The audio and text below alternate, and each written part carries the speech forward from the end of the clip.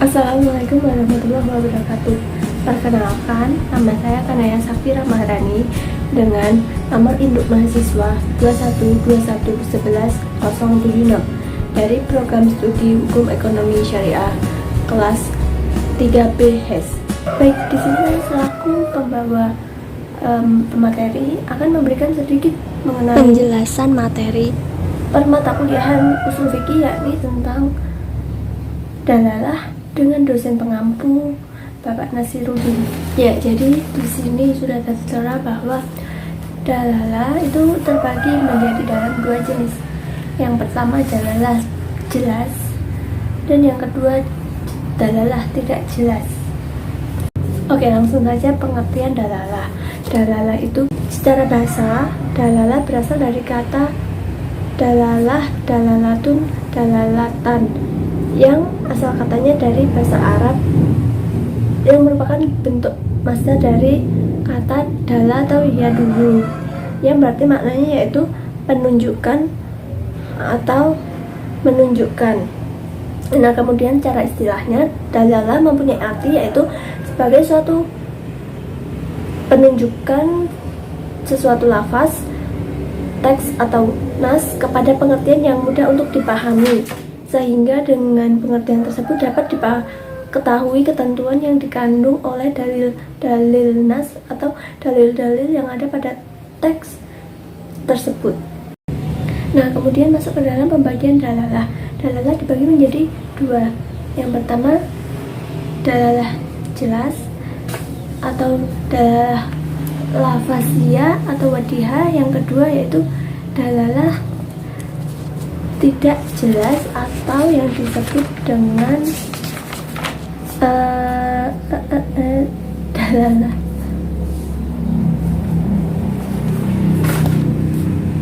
yang kedua yaitu dalalah tidak jelas, bisa disebut dengan dalalatul ghairu lafaziyah. Nah, kita akan membahas selanjutnya secara satu-satu terlebih dahulu. Yang pertama, dalalah lafaziyah atau wadihah, yaitu merupakan dalalah yang ditunjukkan cara jelas oleh lafaznya. Jadi lafaznya itu jelas, dan pada tingkatan dalalah lafaziyah ini ia dibagi menjadi ke dalam 4 bentuk jenisnya, yaitu yang pertama terdapat zahir, kemudian yang kedua nas, yang ketiga mufassar, dan yang terakhir yaitu muhkam. Untuk yang pertama, jadi pada zahir ini yaitu artinya maknaannya itu jelas. Cara lengkapnya yaitu lafaz yang bisa dipahami maknanya secara langsung, atau lafaz tersebut sudah jelas maknanya, akan tetapi dalam maknanya ini ia ringan. Nah, kemudian pengertian zahir menurut Abdul Wahab Khalaf, zahir adalah lafaz yang dengan singkat atau bentuknya itu menunjukkan apa yang ia maksud tanpa tergantung pada pemahaman lafaz yang lain, yang mana ya artinya dengan lafaz itu saja, tidak butuh lafaz yang lainnya selain itu. Yang mana contohnya wa ahallallahu baiha wa harrama riba, kan ini maknanya sudah jelas ya, namun masih mungkin bisa ditakwilkan kembali, yang mana artinya yaitu dan Allah telah menghalalkan jual beli dan mengharamkan suatu peribaan dalam Quran surat Al-Baqarah ayat 275. Nah, secara zahir ayat ini menunjukkan pada halal belinya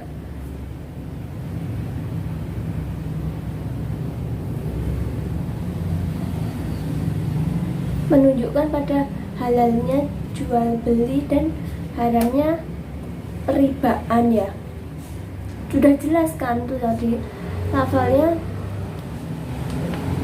tidak membutuhkan kalimat yang lainnya lagi, dan sudah jelas dipahami bahwa tujuan utama dalam ayat ini adalah tentang tidak samanya jual beli dengan riba.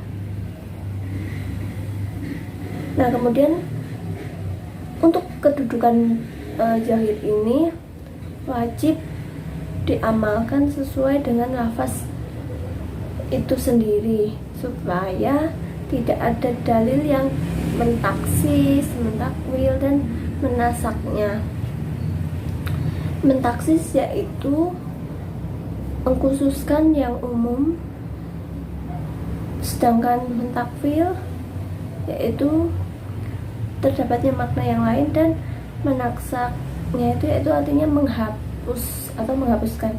Yang pada tadi contoh Quran surat Al-Baqarah ayat 275 ditaksis dengan jual beli yang terdapat pada adanya ngoror.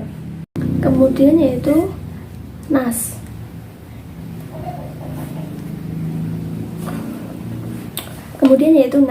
Nas yaitu suatu lafaz yang menunjukkan hukum dengan jelas dan merupakan makna asalnya itu berasal dari teks.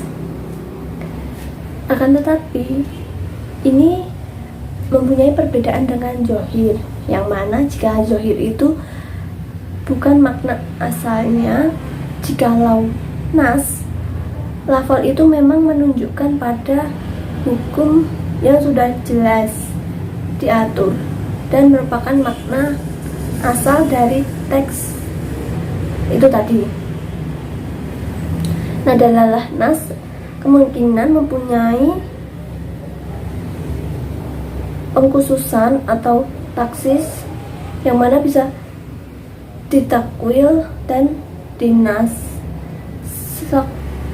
atau dihapuskan atau dihalalkan itu tadi, yang mana contohnya yaitu Allahu baikal ariba, yang artinya dan Allah telah menghalalkan jual beli dan mengharamkan riba.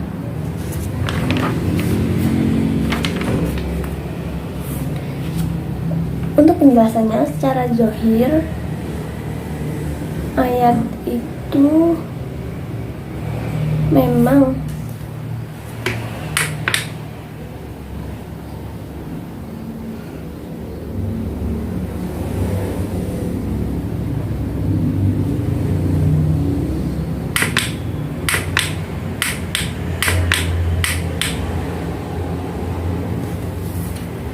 ayat itu memang sama untuk menunjukkan halalnya jual beli dan haramnya riba. Akan tetapi makna ini maksud utamanya bukan terdapat pada ayat itu. Untuk itu, makna utama dari ayat itu yaitu mengartikan atau namun maksud utama dari ayat itu untuk menegaskan bahwa jual beli dan riba itu berbeda, tidak sama. Karena pada ayat tadi merupakan suatu bantahan terhadap orang Yahudi yang disebut pada ayat berikut ini. Dzalika ba'annahum qalu innamal bai'u mitlun ariba. Artinya mereka berkata sesungguhnya jual beli itu sama dengan riba. Nah, jadi pada pengertiannya jual beli itu tidak sama dengan riba, dan itulah yang disebut dengan dalalah nas. Karena ayat yang dimaksud dari Quran surat Al-Baqarah ayat 275 tadi merupakan membantah atau bantahan ucapan dari orang Yahudi yang bahwa jual beli itu sama dengan riba. Dan jika belum jelas dari ayat tersebut, dalalah nasnya yaitu jual beli tidak sama dengan riba. Kemudian yang ketiga yaitu mufasal. Mufasal merupakan lafaz yang menunjukkan suatu hukum dengan dalalah atau penunjukan yang tegas dan jelas, sehingga pada penunjukan tersebut tidak mungkin dapat ditakwil dengan ditaksis, akan tetapi dapat dinasak ketika pada masa Rasulullah. Nah, di sini contohnya yaitu ada niyatu wazani fa ajlidu wa ukula wahidimin huma mi'atal jaldati. Maknanya artinya yaitu perempuan yang berzina dan laki-laki yang berzina, maka deralah tiap-tiap seseorang dari keduanya 100 kali dera untuk hukumannya. Quran surat An-Nur ayat 12. Untuk kata minata itu sudah jelas artinya, yang mana tidak dapat diartikan yang lain, karena untuk hukumannya 100 kali dera. Ya 100 tidak bisa kita ganti artikan tuh, atau kita mau mengganti 10 saja atau yang lainnya, itu tidak bisa. Nah, untuk hukum mufasal sendiri itu adalah wajib mengamalkannya sesuai dengan lafaznya itu tadi. Jadi sudah jelas yang mana makna ayat Quran surat An-Nur ayat 12 itu tadi tidak mungkin dapat dimaknai makna yang lain. Dan yang terakhir yaitu kita membahas tentang muhkam. Muhkam merupakan suatu lafaz yang menunjukkan makna dengan dalalahnya itu jelas dan tegas, serta qot'i atau mempunyai kepastian, dan tidak mempunyai kemungkinan dapat ditakwil, ditaksis, atau dinasakkan.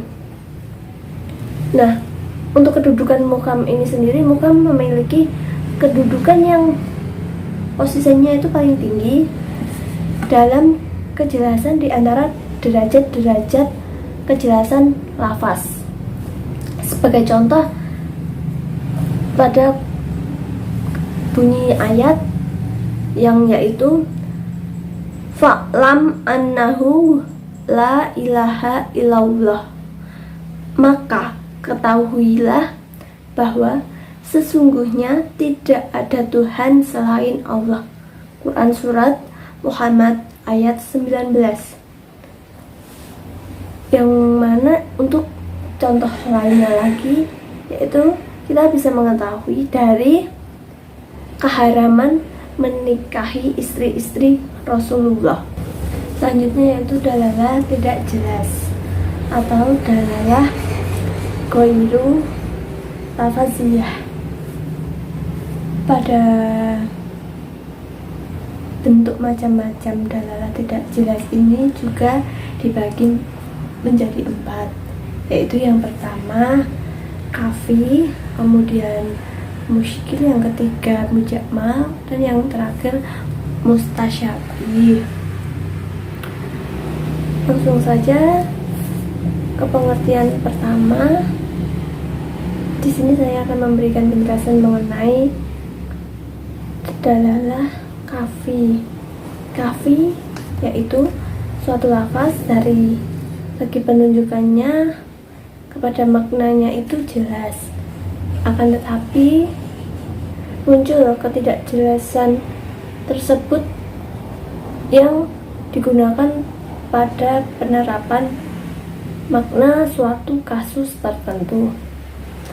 Contohnya, wasariku wasarikotu fa'af to'u aidiyahuma. Artinya, laki-laki yang mencuri dan perempuan yang mencuri akan dipotong tangan-tangan dari masing-masing mereka. Quran Surat Al-Baqarah ayat 38.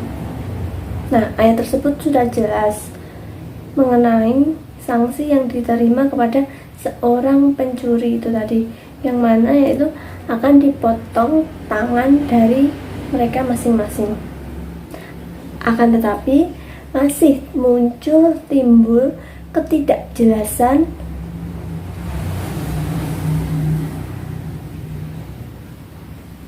pada penerapan ayat tersebut untuk kasus yang lain, yang mana bisa sebagai pencopet atau orang yang menjamret. Nah, kasus itu kan menjadi tidak jelas atau kurang jelas, yang mana misalkan orang mencuri kain kafan di kuburan. Untuk kafinya sendiri yaitu sudah jelas, namun jika dikaitkan atau diterapkan dengan kasus yang lain muncul ketidakjelasan itu tadi. Kita kan masih bertanya-tanya ya, seperti orang yang mencuri kain kafan di kuburan.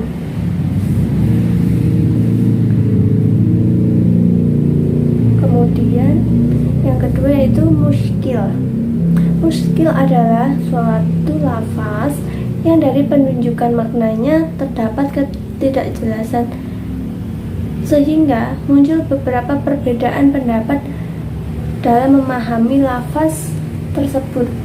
Sebagai contoh, wal muttaqatu yatarabbasna bi anfusihinna, salah satu kuru.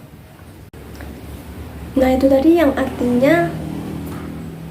tadi kemudian mempunyai arti bahwasanya wanita-wanita yang ditalak hendaklah menahan diri hingga menunggu 3 kali kuru pada Quran Surat Al-Baqarah ayat 228. Makna tersebut menjadi tidak jelas karena mempunyai makna yang beragam, yang mana bisa bermakna itu tadi suci atau haid.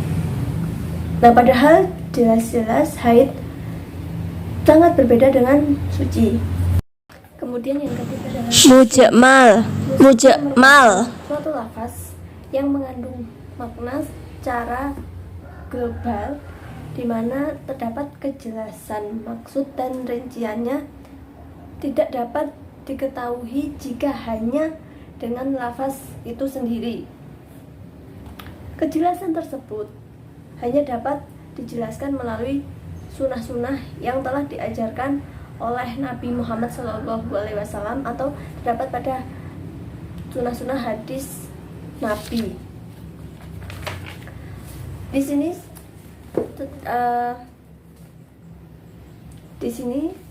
satu contoh yang menjelaskan tentang muskil. Di sini terdapat satu contoh yang menjelaskan bentuk dari mujmal, yaitu pada Quran Surat Al-Baqarah ayat 43, yang mana yang berbunyi Bismillahirrahmanirrahim, wa aqimus sholata wa atu zakat, yang mana ia mempunyai arti bahwa dan dirikanlah sholat dan tunaikanlah zakat. Nah, makna ayat pada kata wa aqimus sholat itu bersifat global, tetapi bagaimana tata cara sholatnya itu tidak dijelaskan di penjelasan ayat itu, yang mana membutuhkan kalimat atau lafal penjelasan lagi yang lain. Nah, jadi seperti itu pengglobalan makna wa aqimu sholat. Nah, untuk bentuk pembagian yang terakhir yaitu mustasyabih. Mustasyabih pengertiannya yaitu suatu lafaz yang tidak menunjukkan kejelasan maknanya dan tidak ada pula dalil-dalil yang mengaitkan kejelasannya. Contoh bisa kita ketahui pada Quran surat Al-Baqarah yang Alif Lam Mim, yang mana sebagian itu ada yang mengatakan terdapat maknanya atau ada maknanya pada ayat itu.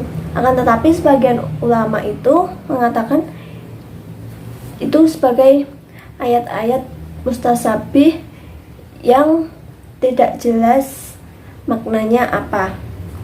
Kemudian yang kedua yaitu pada Quran surat Yasin, ya dan sin. Dan yang terakhir yaitu Alif Lam Mim Shad yang didapat pada Quran surat Al-A'raf. Nah, dari beberapa contoh tersebut, beberapa ayat itu memang memiliki